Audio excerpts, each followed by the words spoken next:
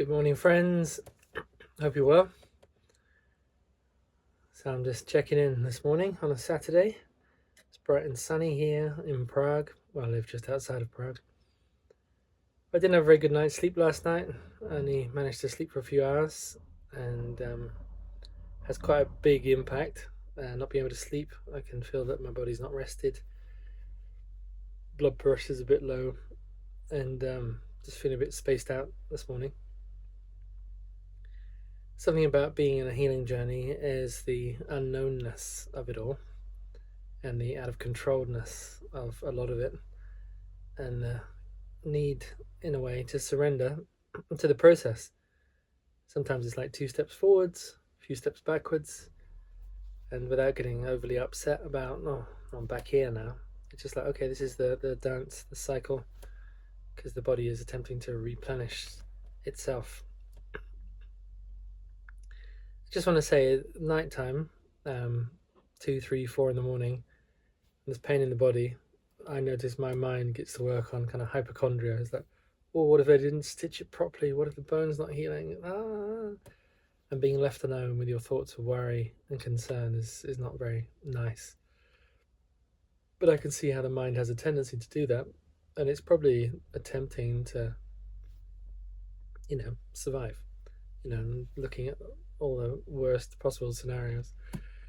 So I'm quite glad when the sunshine rises and I wake up and I can actually start to see with more perspective that everything is probably in its perfect order and place and I'm okay. But I'm saying that because maybe some of you have kind of nighttime thought processes and they're often exaggerated and you feel alone in them. So it's not the whole truth. Not the whole truth. So today I had an impulse to share about responsibility in regard to our health, and speaking always from my perspective, but maybe if you listen into how it connects with you.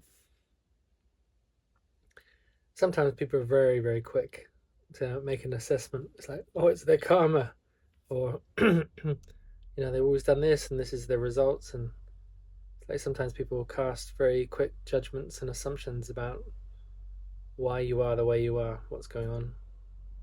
And I spoke at length with some of the doctors in the hospital about causation, and they weren't willing to say whether it was biological inheritance, social factors, personal causation. They said it's probably a mix between all of this and food, stress, environmental factors. So it's a very complex issue because it's in the autonomic nervous system that is deregulated. Now, in the East, the yogis take a lot more responsibility, if you like, for their whole nervous system, because they've understand through meditation and pranayama and other various techniques how to enter the nervous system and to influence it from inside. And this is the whole emerging field of what people call epigenetics, this capacity to influence our genetics, or really mind over body, mind through body, mind with body, to make a difference, a causative difference in our life experience by our own will. I feel just to open up the subject, not giving any conclusions or answers, but just to open it up. And the purpose underneath it really is to, as I said yesterday, to bring more heartfulness to the conversation and to ourselves, which means self-love, self-kindness, self-respect, self-understanding, and self-compassion. So I can look at myself. Here I am, just had a minor heart attack, just had bypass surgery. And, after the factors around this, I've had it for at least 20 years, high blood pressure. It's like stressful environment, stressful work, it's like always on the move, always traveling. And yet that's not always completely true. Often my work is incredibly peaceful and relaxed and spacious, and these wonderful retreats. And so it's not just the one thing. That's what I'm trying to communicate. If we change this one thing, everything else changes. It's a complete holistic, multi-dimensional view of what needs to change and shift. Now, what I'm coming to understand more and more deeply, profoundly, is the whole nature of balancing the nervous system between the yin and the yang, or the sympathetic and the parasympathetic. and this sense of dysregulation. Now, high blood pressure is often like there's excess like cortisol. That's what it feels like. It's like the adrenaline has got too extreme, and it's moving in a stress response. It's overdoing, and for years and years, I just couldn't relax. Couldn't relax, not fully. Even though I was moving slowly, even though my heartbeat was slow, even though I was surrounded by beautiful people doing lovely things, my system was still in a kind of primal fight activity. So what I'm going to be doing next week is this process. Maybe you know it. It's called theta healing, and it's about entering the deep unconscious, the unconscious of the body, and to get in touch with some of those primal patternings in the nervous system, and to send in some new imprints. So I choose consciously to work with my inner imprints to see if I can transform this signal stress response, primal survival response, which we often drag with us through our life, and come back to a more harmonic, balanced, sympathetic, parasympathetic, this kind of weaving of the energy. Yeah. So having said all that, I'm going to take a deep breath.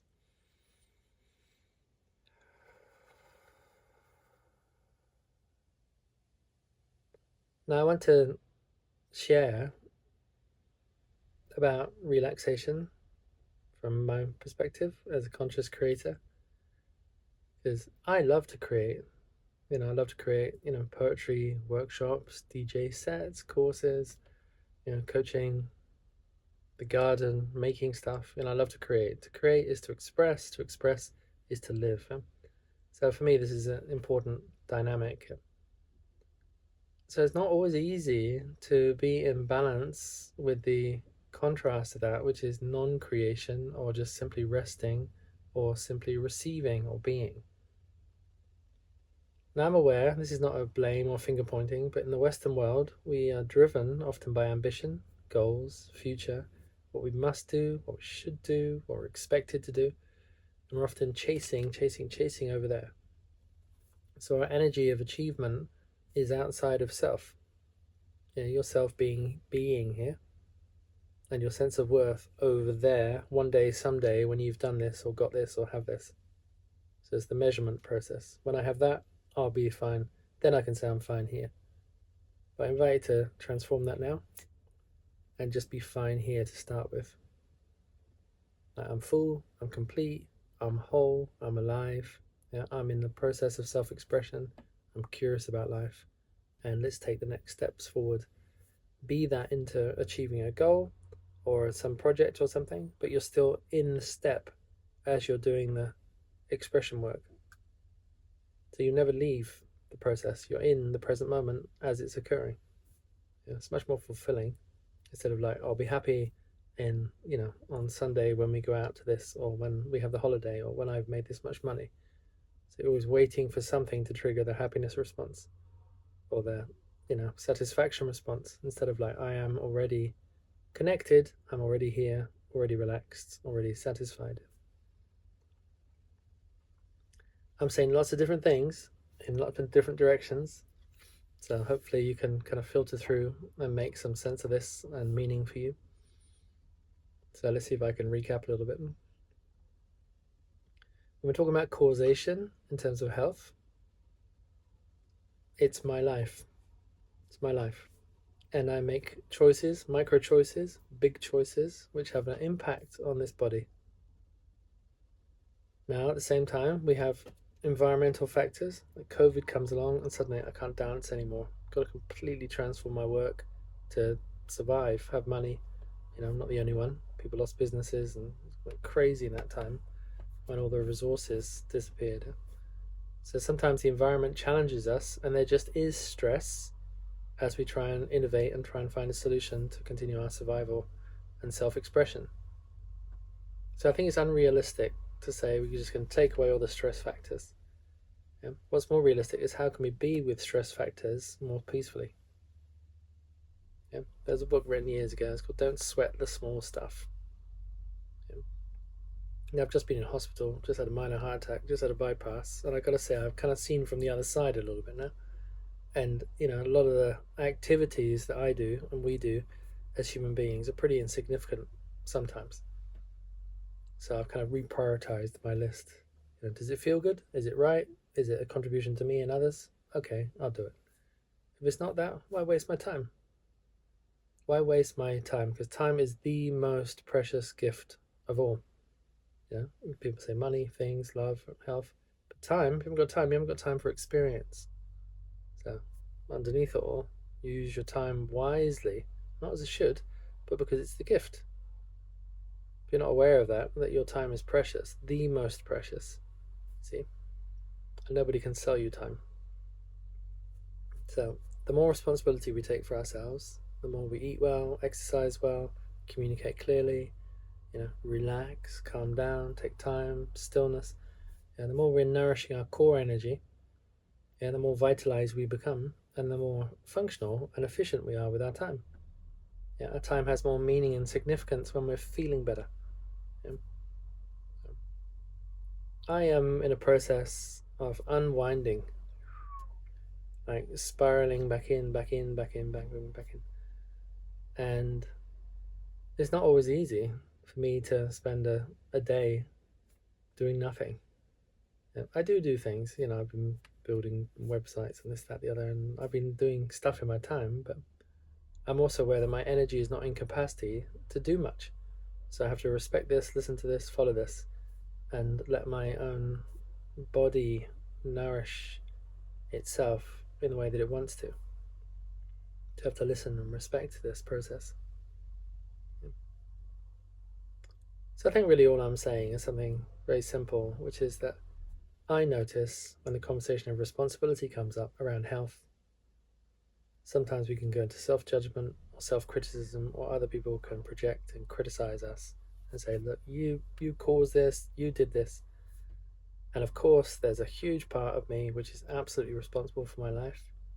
And there are also other factors at play which we don't know. So it's not conclusive. What is the cause of illness? What is the cause of situations? There's in India they call them karma or dharma, okay? Karma is like cause and effect, and dharma is like bringing us to our spiritual mission.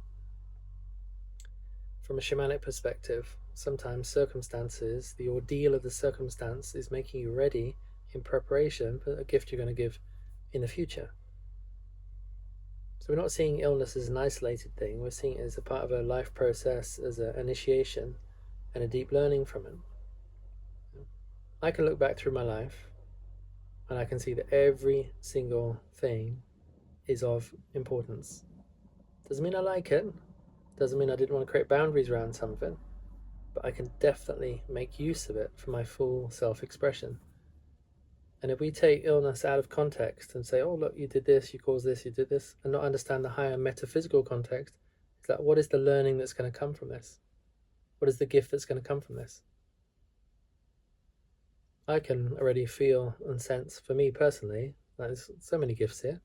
Learning how to relax, how to be, how to take my time, be more efficient, but also learning how to share with you, friends, audience, people, listeners, more authentically in a direct and meaningful way that could have a contribution in your life from my present understanding.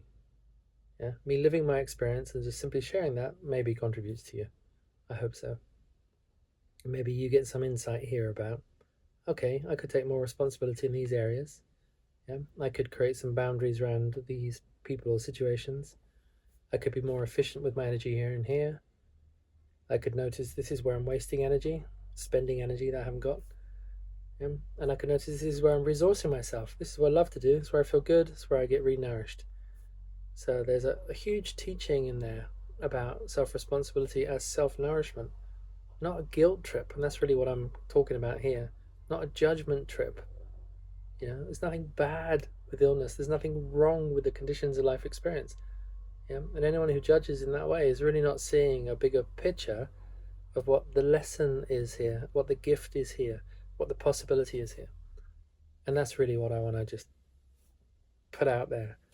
It's strange to say, I know it's really strange, but perhaps this mini heart attack and bypass is the best thing that could have happened to me right now. It sounds strange to say. It's not that I'm willing it on me or anyone else. But maybe for me, in my situation, maybe the best thing, because it stopped me. said, Guy, stop. And I've been on the run for the last 30 years doing stuff all over the world. Stop, listen, reflect, re-nourish, rebuild, transform yourself. And then let's see. Don't decide, but let's see what's next. Give yourself permission to make a rebirth moment. So I'm in acceptance with this. I am deepening into love with this. I'm listening very carefully. What's moving through my body, little micro adjustments. What can I do every day, which is going to nourish and support. Yesterday I started using ice and then a heat lamp, and that seems to reduce the swelling here a little bit. I've cleaned up all the cuts, taken off all the sticky bits. So just respecting the appearance of my body, shaving, washing my hair, feeling fresh, feeling light. It's also a self-esteem thing. The better I feel, the better I look, the better I can be in the world. Imagining, what I'm living into in the next few moments, in the next few days, next few weeks. How can I build my energy in such a way that I can really manifest the new version of Guy. I was supposed to do a project called Metamorphosis next week, but I realized I am the project. This is my deep study. So when I do teach it, probably next February, that's when I'm imagining teaching again. I will have a lot to give, a lot more to give than I would have done if I'd have taught it earlier. Anyway, I hope in between all of this stuff that I've said about responsibility and about health, well-being, can be useful for you. And it's a way of me also getting into a deeper understanding about what's happening in my situation. Wishing you a lovely day. Lots of love from me, Guy.